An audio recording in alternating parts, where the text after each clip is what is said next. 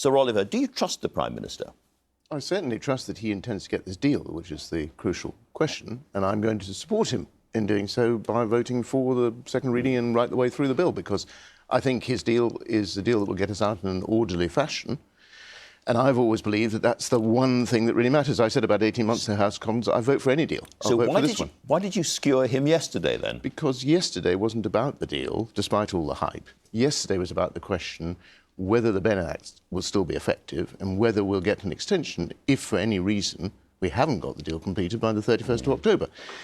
And that, I felt, and have continued to feel, is very important. We need to safeguard the insurance policy that if we don't get this passed by the 31st of October, we don't just crash out of the EU. That was what yesterday was about. Next week is about the deal and the bill. I'll vote for the deal, I'll vote for the bill. Isn't the truth that you never really thought he was trying for a deal or would get a deal, and if he did, you never really thought he would get through the House of Commons? And when you realised you were wrong about those things, you decided it was time to scupper it? No, other way round. I thought in August that he wasn't being serious about getting a deal. That was one of the reasons why we put the Benn Act in place. Part of it was just to make sure that if we got to the 31st of October, we hadn't got a deal, we would be safe and not crash out. But part of it was to give him an incentive to get a deal. That, I think, worked. I think he's now got his deal. And now for those of us for whom that was the motivation, we need to back that deal. And as I say, I've been willing to back Theresa May's deal 3 times. I've certainly backed this deal. You use this word safe, and you're clearly worried about the possibility of coming out without a deal. Yep. You don't trust somebody. Is it other Conservatives you don't trust?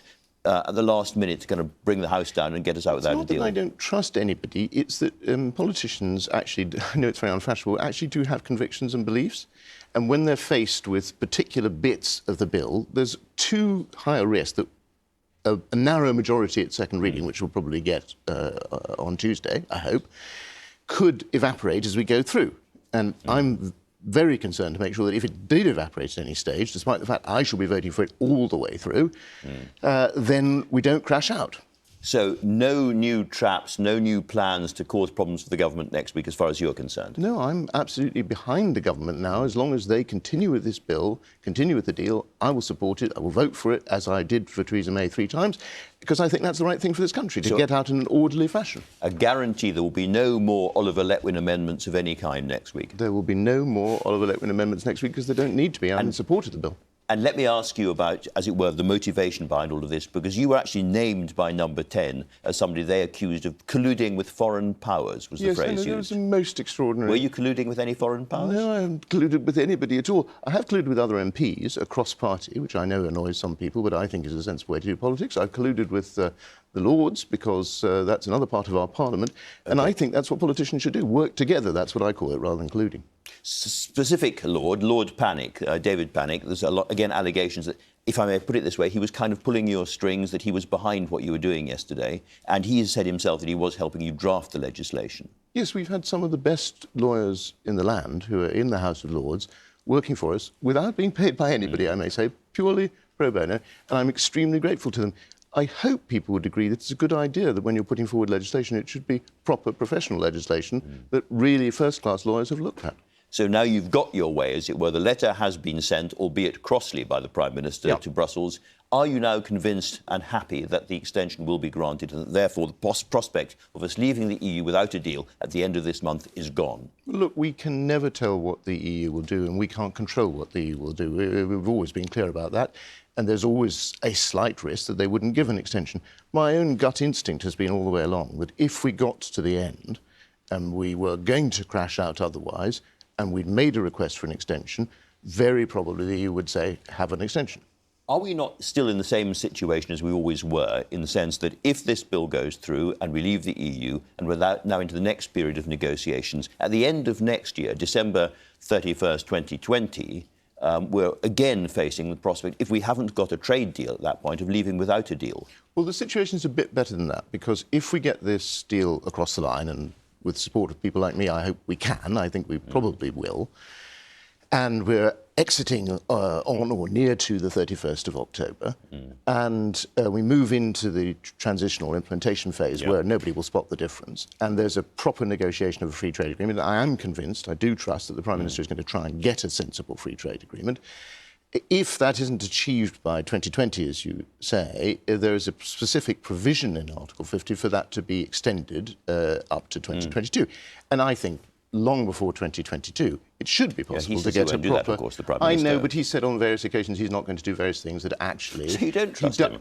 No. I trust his instinct and his motive, which is to get the deal, which I'm going to back him on, and then to get a free trade agreement, which I would also back, although I shan't be in the House of Parliament at that time. I'm just saying, unfortunately, his rhetoric is often that he says he'll never do something. Many politicians do this. And then, actually, when it comes to it, he's much more compromising and more sensible. So it's not a question of not trusting him, it's just a question of observing that when he says he's never going to extend, we shouldn't take that at face value. He doesn't want to extend. I don't want to extend. I much prefer to see a free trade agreement in place by 2020. But if necessary, you've got till 2022.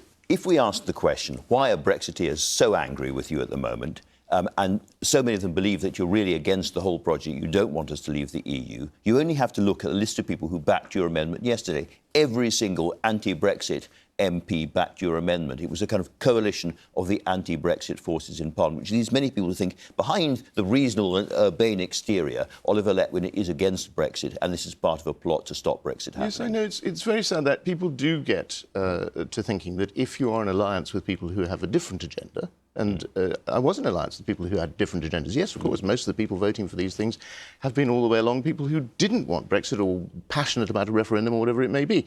That's not my view. My view is we need an orderly exit. And if you're going to achieve that, and if the government isn't willing to do it on its own, then you have to ally yourself with some strange people, so to speak, people who have differing views. But dangerous the fact to is, smile at them too broadly in front of cameras. I know, I shouldn't ever smile. But the fact is, I'm a human being, and if somebody is making a joke, I laugh. I'm sorry. Yeah.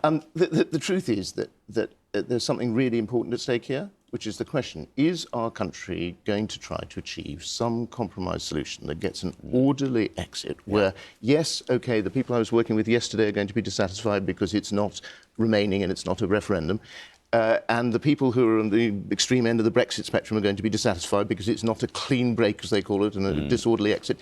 But the fact is 80% of the people in this country or something, I think, can live with this deal, want to compromise. Yeah. I've been seeking a compromise all the way through for 18 months. Okay. That's why I voted for Theresa's deal. Right. That's why I vote for this deal. It's not perfect, but it'll do. You've been under huge amounts of personal pressure, not just from media and campaigners, but also from Number 10. How intense was it? And was there any moment yesterday where you think, I'm beginning to wobble, I might pull this? No, I thought we were doing the right thing. This hasn't been very pleasant for me for 18 months or for many other people. What kind of pressure did they put on you? Oh, I'm not going to go into all the details. But the fact is, you go into politics, you go to your electorate, they do the honour of electing you, you owe them something. And what you owe them is to try to do the right thing and to continue doing it, even if a lot of people are cross with you. That's how politics is. Yes. You went into Number 10 on Friday, into the lion's den at the crucial moment. What happened?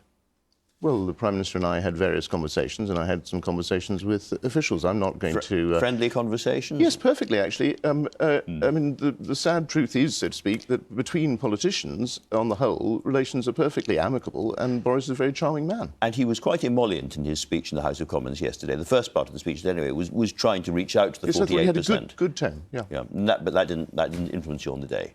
No, because I was trying to achieve a concrete result, which is to make sure we had the insurance policy in place so that if anything goes wrong, we don't crash out on the 31st of October. It's a very simple proposition, and I think a true one. If you think it's true, you think it's in the interest of the country, you have to do it. So, Oliver, thanks.